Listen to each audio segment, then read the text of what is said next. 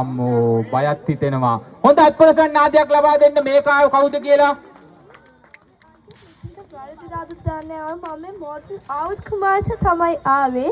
මට අනේ හැමදාම මම ලස්සන පැරි කියලා මාව අයින් කරනවා. යවත් මට chance එකක් දෙනව නේද? මොඩල් කෙනෙක් වගේ මට පේන්නේ. මෙයා වැරදිලාද කොහෙද වෙවිත් තියෙන්නේ? කොහෙද ඔයාගේ ගම කොහෙද? මම කාකලෑරියේ.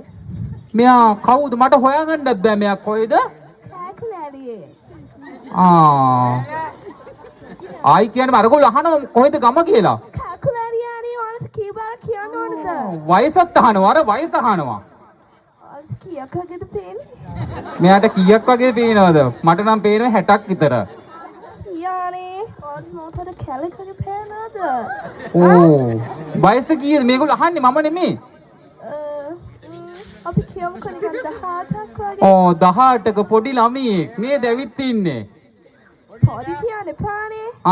හොඳයි. ඔයාගේ පොඩි ඩාන්ස් එකක් දාලා යන්න බලන්න නිකන් පොඩි වටයක් ගිහිල්ලා මේ මිනිස්සු මල්ලේට පේන්නේ. ඔයාගේ දැන් ඔයා මේකයි මාමා පොඩි සින්දුවක් කියන්න. සින්දුවක් කියන්න බලන්න එනවා. පොඩක් හිටිය. කියන්න බලන්න සින්දුවකේ ඩාන්ස් එක. කලින් චෝරුණ අලුත් කෙනා පොරුණ හැම කෙනා මේකයි කියලා තේරෙන්නේ. නටුවාද හින්දා යන කලින් සාලියා ශෝකමල අපිම පැමිණෙන්නේ. මෙයා හොඳයි වගේ නේද? අවුලක් නෑ. හොඳ අප්පලසන් නාදයක් ලබා දෙන්න. thank you. ඔයත් එන්න මම පිටිපස්සට අපි ඊළඟට ගමු තුන්වෙනියා.